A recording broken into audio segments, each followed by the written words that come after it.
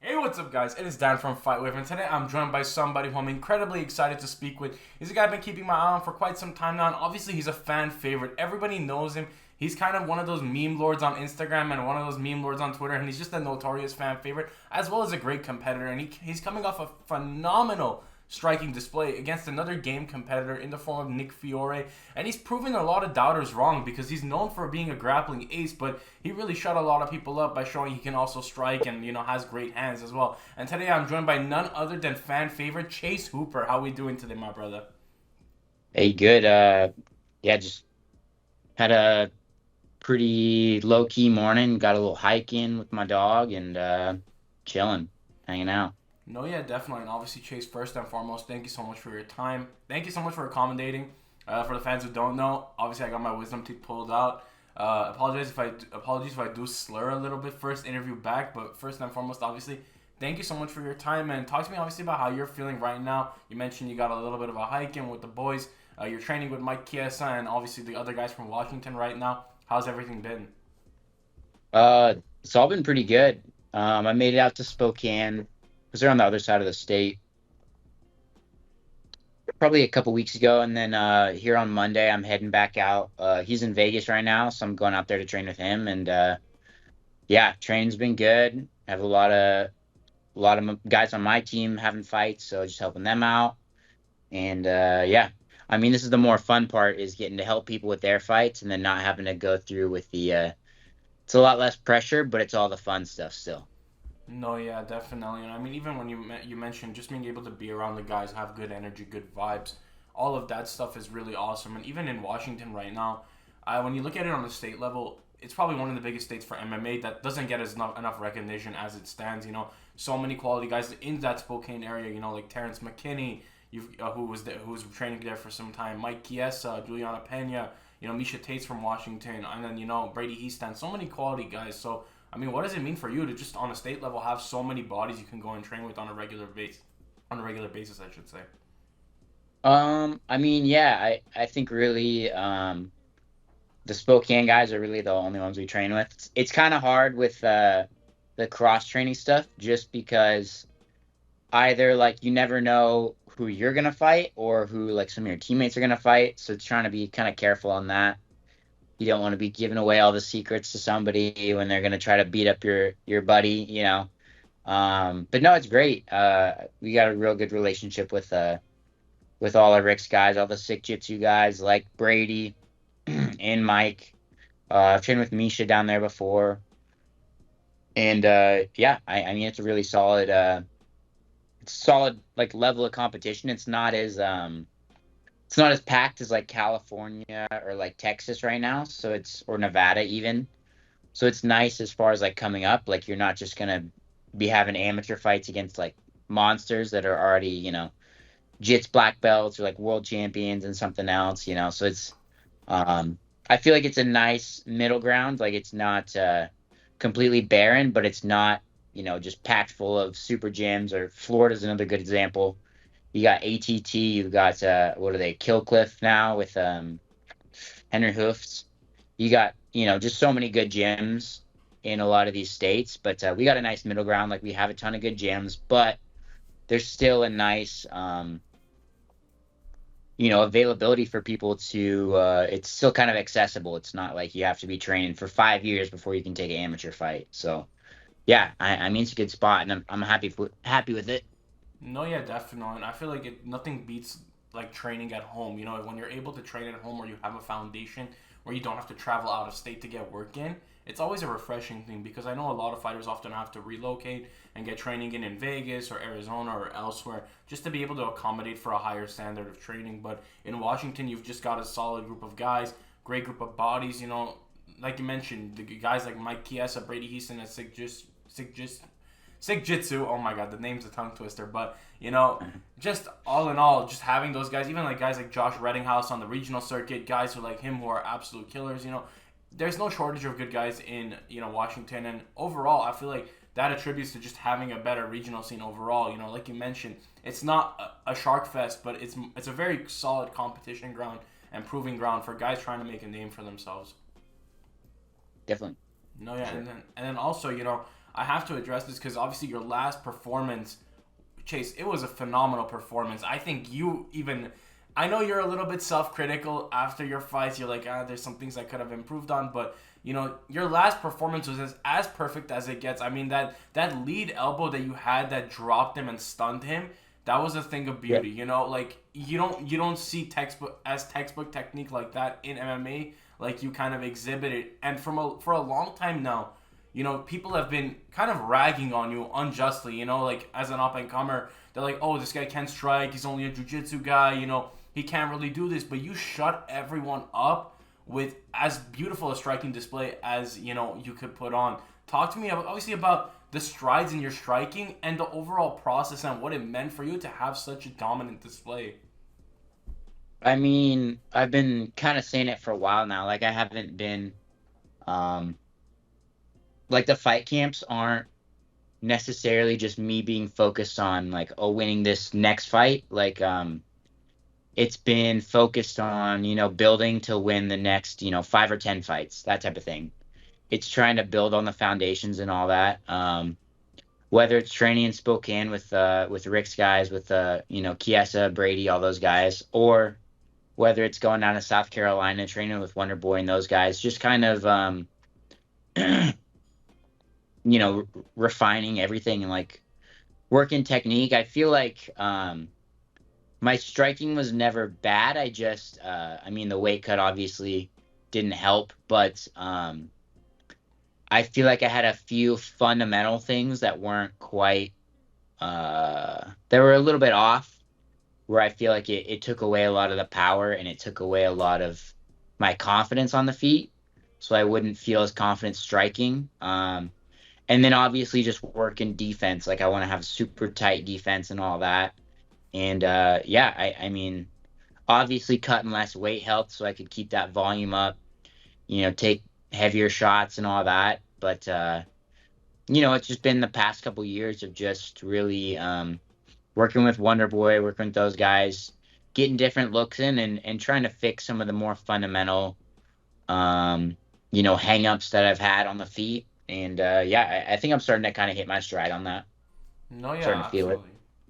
I mean, yeah, and I keep emphasizing it because the performance was arguably one of the performances of the year. You don't really see a guy go out and put on like that.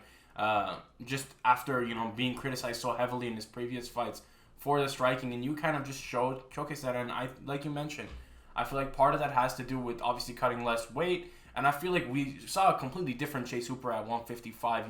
More filled out. Obviously, still working and building the frame a little bit, but getting more filled out, being more kind of energized, and kind of having more tools to your game. Talk to me about how the move to 55 kind of changed your perspective on the game and how it kind of impacted you and just being able to be a better fighter.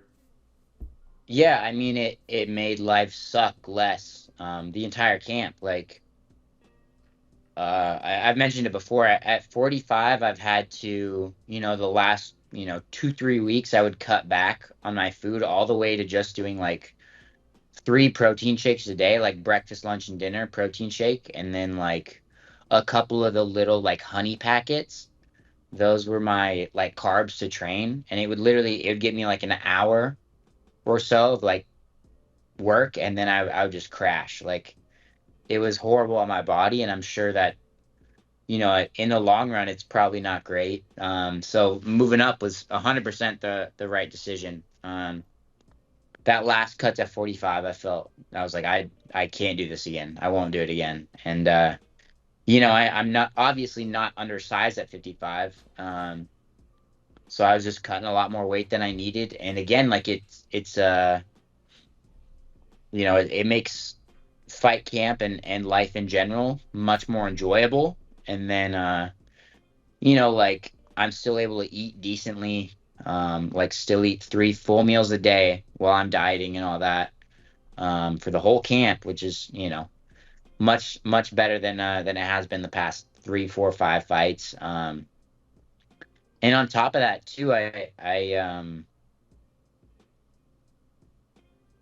don't know, I just think that, yeah, it really just made me a better fighter because I can push the cardio again. I can take heavier shots, and yeah, I think it's really just shown me that why I should have moved up sooner. But you know, now's better time than any. So No, yeah, definitely. And I think obviously with you, Chase, the thing that stands out to everyone is just your age. For your age, you have a wealth of experience in the fight game, and your name has kind of become synonymous with veterans of the sport as one of those guys who is pretty much in his own right becoming a veteran of the sport. You know, every day the sport is getting younger. Every day there's new guys up and coming. You know, there was a point in time you were the youngest guy in the UFC. You know, everyone was like, "Oh, this 20-year-old guy in the UFC is like making history." You know, he's fighting at the highest level at such a young age. But I feel like with that, there comes a lot of pressure and a lot of pressure to perform. More importantly,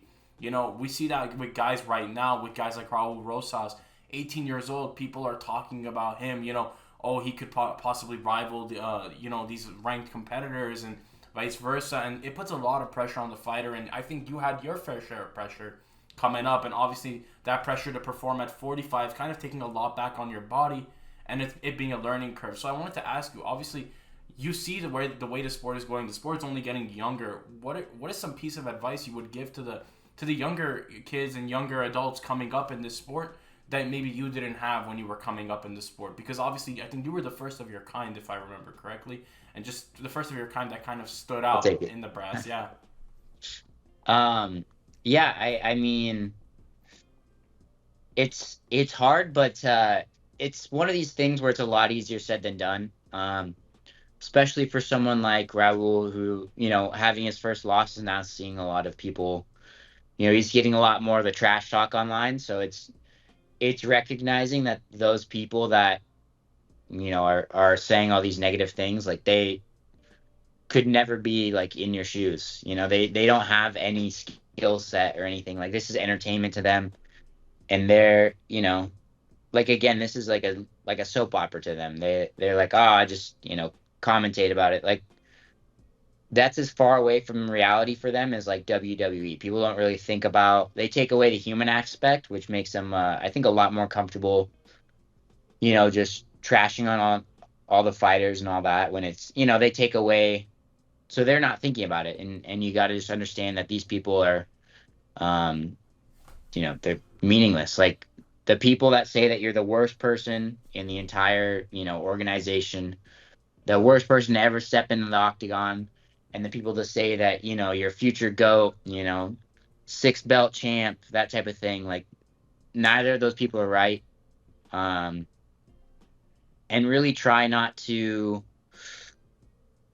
care as much as possible. Again, like it's easier said than done, but the more that you care, the more that it makes those people want to, speak up.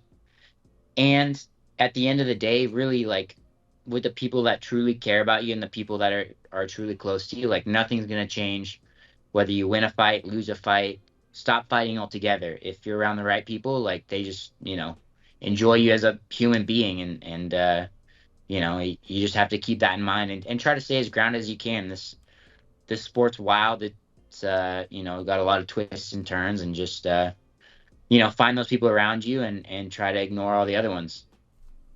I mean, couldn't have said it better myself. And I mean, for a guy at only 23 years of age, you're so dialed in, Chase. I have to say that first and foremost. Like, I like the professionalism echoes off of the way you speak, the way you conduct yourself, and it's something that really stands out to me and makes me motivated just in my discipline. So I thank you for that and for being open. Like you mentioned, and something that stood out to me and that I say across all my interviews. The fighters are human beings first and foremost. Fighters are human beings first, fighters second. That's the thing I stand by, thing I live by. You know, it's an unfortunate reality in our sport that the fighters get dehumanized and demoralized by these things, and it's always refreshing to see fighters that kind of speak against it and are an advocate for, you know, being a better person, be a better fan, and a better representation of this sport. Yeah, I mean, I've been having, since my contender fight, I've been having people, trash talk me on the internet. Like it genuinely, like you get callous to it after a while. Like now I don't care. And like I keep in mind, like, oh, this dude probably works at, Arby's or something. Like he doesn't do anything. He works at Arby's and watches UFC in his free time, where I'm, I was able to, buy a house and support myself just by cage fighting. So I mean, I think I'm in the better spot, so I try not to let that stuff get to me anymore. No, yeah, absolutely, and all about perspective at the end of the day, and just having a good dialed in outlook on life, and you definitely have that as it is evident, you know, and just more importantly, I think, like I said, and I prefaced a little bit earlier, you've surrounded yourself with high quality people. You know, you've trained with some veterans of the sport. You know, like when you're training in Spokane, you have obviously great guys there. You mentioned going down to Wonder Boy's gym. Obviously, the more notable of the three is going and training with Uncle Ben up in Wisconsin. You know, Uncle Ben Askren. You know, the whole family, you, O'Malley, Ben, just that whole meme trio on the internet. Talk to me just about on a more general level. Obviously, getting to connect with Ben and being able to really network with him, make some content, and just be able to learn from a guy who, in my opinion, is underappreciated in this sport. Doesn't get enough credit as it stands for being such a great fighter that he was in his prime. Yeah, I mean, it was. I think my very first fight, he like tweeted at me like "Good job, son" or something, and that I mean, helped blow me up already. Like that helped me get a lot of eyes on me, not just for being the young guy, but then, getting a shout out from Ben, who was, I think, still active at the time. I think that was right before the Masvidal fight. I don't know. I have to look back, but it's cool to be able to link up and learn some stuff from, an Olympic level athlete. He competed in wrestling at the very highest level. So and he has kind of an awkward style, which, I have in my grappling in my own way. So it's interesting to be able to like link up and learn from a guy like that.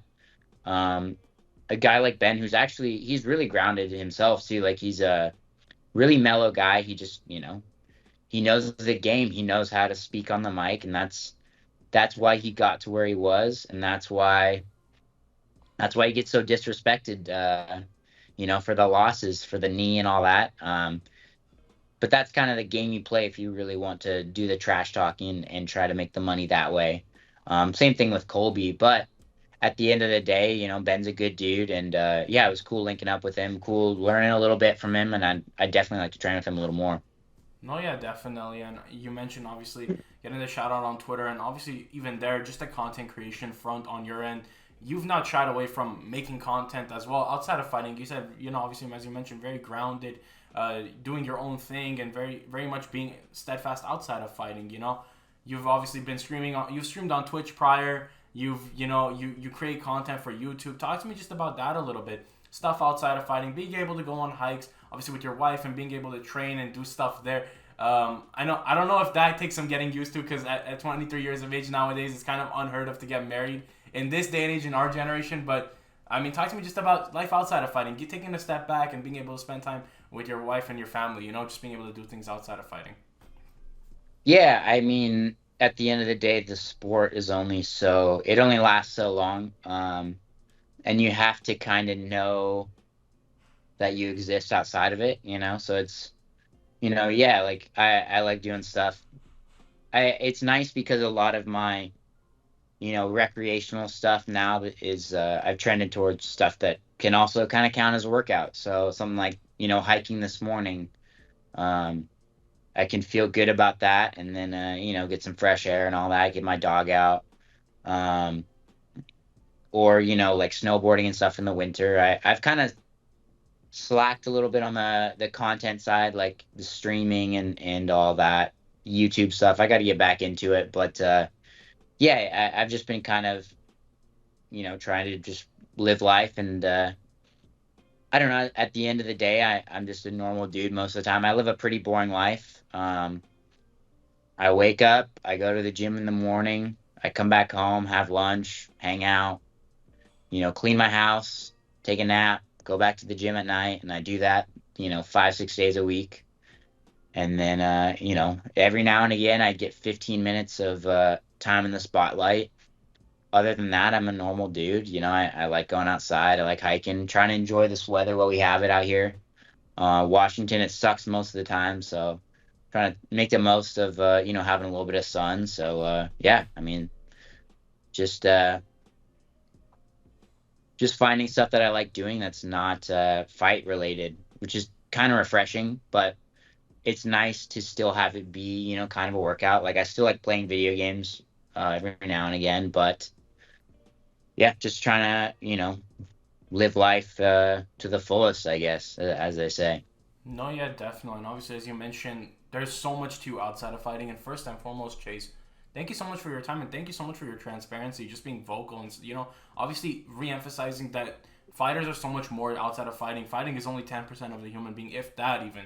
There's so much more to the human being than fighting. And I just want to thank you so much for your openness, your time, and just the great energy that you've brought thus far. So I guess just a final question here is obviously I like to ask fighters what are your goals in the sport, but I guess more importantly, what are some personal goals for you now that we're halfway through 2023? Is there any personal goals in your life that stand out to you? Obviously, you're a homeowner right now at 23 years old of age. I don't know what it is in Spokane and in Washington. You and Brady have a one up on the entire under 25 UFC roster in terms of being homeowners at such a young age.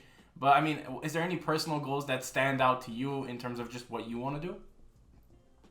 I mean, fight related, I at 55, I feel like I couldn't do it at 45. I still want to fight like November, December this, do like just 2 fights this year, but then next year I want to start ramping it up.